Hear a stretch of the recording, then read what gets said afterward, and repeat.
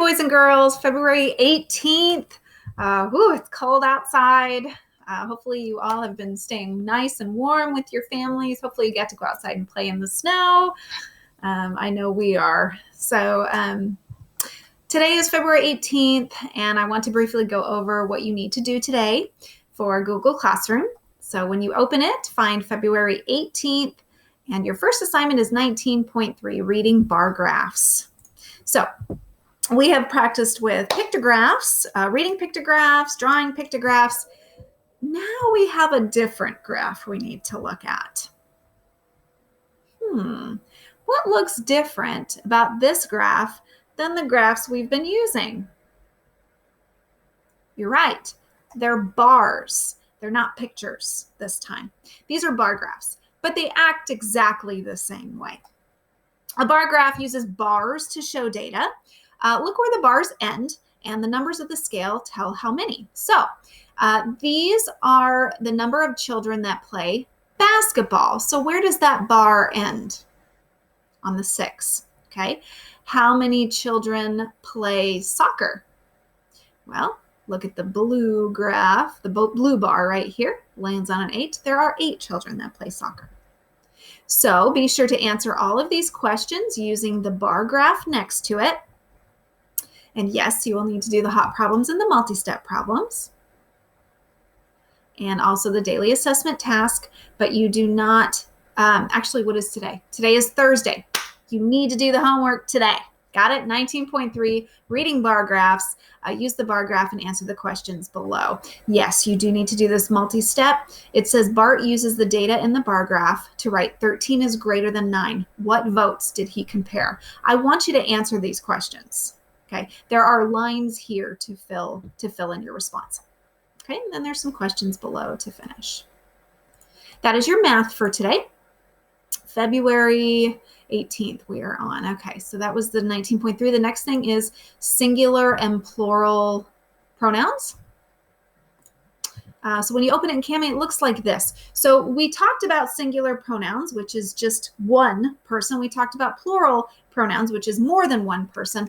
Well, this one is combining the two. So choose the correct pronoun to replace the underlying noun. You have he, she, they, we, it. So obviously there are 10 questions, 1, 2, 3, 4, 5 words. So you will be using them more than once. Laura went to the fair at her school. Would you replace Laura with he? No. What about she? That sounds about right. Okay, so decide which ones you would replace these nouns with and write them on the line there. The next thing on Google Classroom, February 18th, is reading. You're going to listen to me read Brave Bessie in this video after I go over the lesson, and then you will look at these this summarizing worksheet right here in Kami. I want you to open it in Kami and write a summary of the story, include important characters, the setting, and the most important story events. Transition words have been provided for you. These are the transition words: first, next, then, after that, and finally. So you're going to give me a sentence, a full sentence, in each box. What happened first in the story? What happened next in the story? And then what happened, and then after that, and what happened finally at last in the story. And then down below, this is kind of the fun one, especially to do in Kami.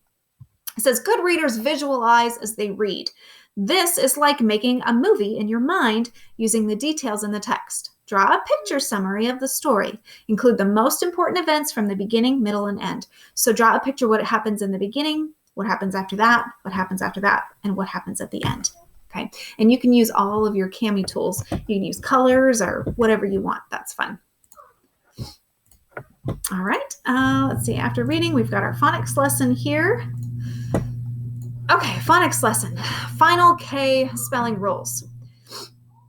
At the beginning of your phonics lesson, there's this card here. You add a CK after a short vowel. So black, the A is short, so you add a CK. In duck, the U is short, so you add a CK. In lock, the O is short, so you add a CK. Now you just add a K if it's after a consonant or a vowel digraph. So milk, that's after a consonant, just add a K. Book, that's after a vowel digraph, add a K. Week, that's after a vowel digraph, add a K. You add K-E after a long vowel, kind of like a sneaky E with the K, right? Broke, O is a long vowel, K-E. Like, I is a long vowel, K-E. Make, A is a long vowel, K-E. You add a C at the end of the word with 2 or more syllables. Garlic, garlic. 2 syllables, add a C. Picnic, 2 syllables, add a C. Atlantic, 3 syllables, add a C. So your first page is ABC order, and these are all names. Now, what you can do is you can use your transparency right here. This one is your transparency tool, and I would like you to highlight the first letter of each name here. Do we have any repeating? Yes, we do. Oh, we got quite a few actually. We have a J here and a J here. So we look at the second letter, J-E, J-E. Oh no, what do we do then? Well, we look at the third letter. We have J-E-N, J-E-R. Okay, so we would know which one would come first. You also have 2 C's, so you need to look at the second letter there. Your numbers are given to you at the bottom. Just write the numbers on the line. Try hard this time. I know for some reason we've been struggling with this. All right, here is your coding paper, spelling with final C. This is the last thing we talked about in that card just above here.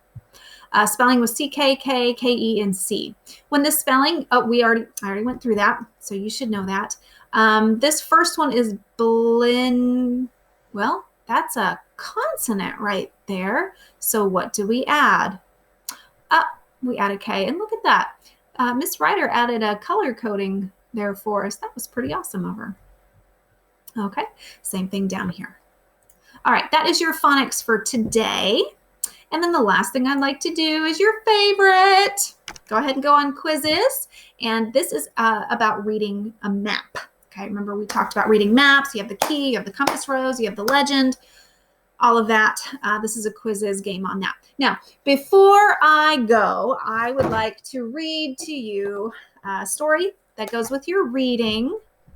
Or is it February reading? I'm going to read to you Brave Bessie, and I'm going to kind of read it fast. When you hear a vocabulary word, I would love it if you clapped at home. Okay. Brave Bessie. Twice a year, a library wagon would stop in front of Bessie Coleman's little house in Texas. Bessie's mom would rent books for her 12 children to read.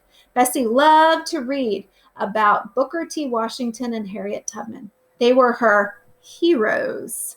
Bessie daydreamed of being someone special like them. I'm hoping you can kind of see my pictures here. Okay. Bessie knew school was important. She walked 4 miles each day to get to school and 4 miles home. She practiced reading to her little brothers and sisters. She practiced her numbers by checking the money her family got for picking cotton. Bessie scrimped and saved enough money so she could go to college. She went to college at 18 but left after only a few months. She could not afford to stay at school. But Bessie was not ready to give up on her dreams. She decided to move to Chicago. Her brothers, Walter and John, lived there. It was a big and exciting city where people's dreams came true. Bessie soon got a job at the barber shop.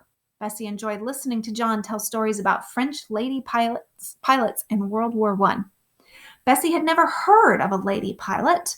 The more Bessie thought, the more she liked the idea. Bessie knew she could learn to fly too.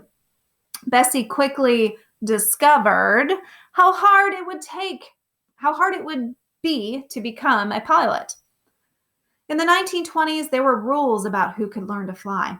Most people wouldn't teach someone with Bessie's skin color how to fly. Bessie did not agree with the rules, but she could not find anyone to teach her to fly.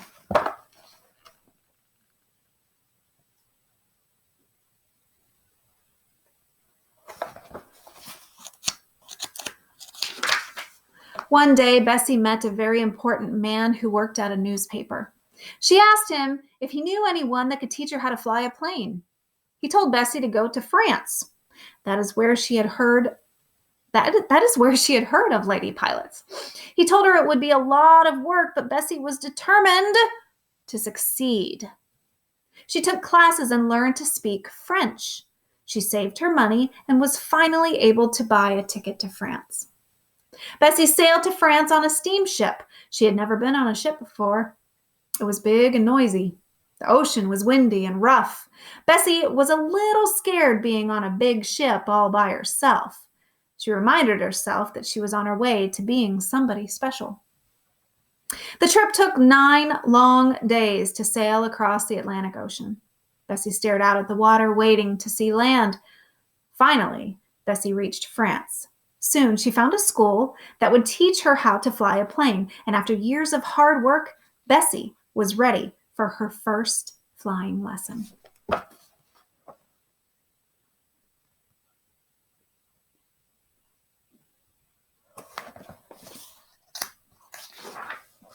First, Bessie had to study how to inspect a plane. The plane had wings made of wood and cloth.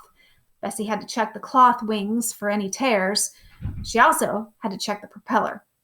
After a few lessons, Bessie climbed into the back of the plane and her teacher climbed into the front. The propeller whirled and the engine chugged, and after running start, the plane took off. Bessie gripped the controls as she took the air. Her cheeks were stinging from the cold wind, but Bessie was grinning. Bessie had to walk miles and miles to the flying school each day, just like she walked to school as a child. Bessie practiced how to take off and how to land. She learned all the words for planes and flying in English and in French. Finally, Bessie became the first African American woman to earn a pilot's license. People could call her an aviatrix, the name for a lady pilot. That meant she was truly someone special.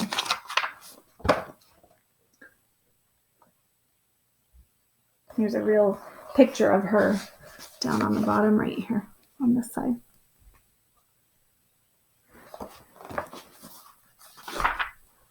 Bessie returned to America. She was surprised to see reporters waiting to ask her questions. Many people were interested in Bessie.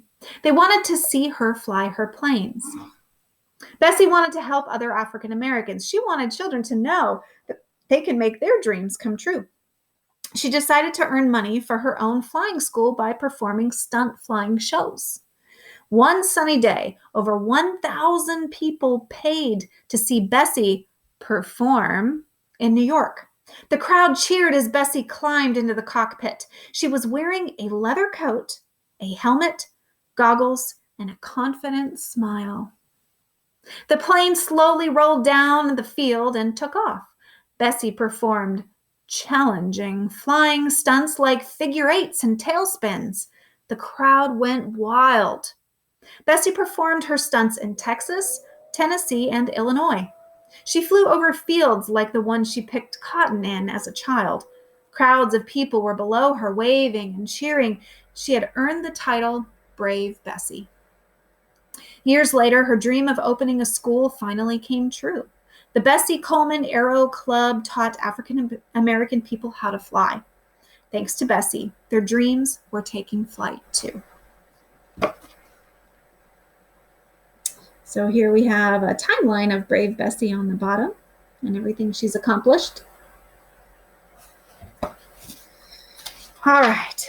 Well, that is it for today. I hope that answers a lot of your questions. I hope you enjoyed the reading, and I hope you are staying warm and safe. I love you all. Hopefully I get to see you pretty soon.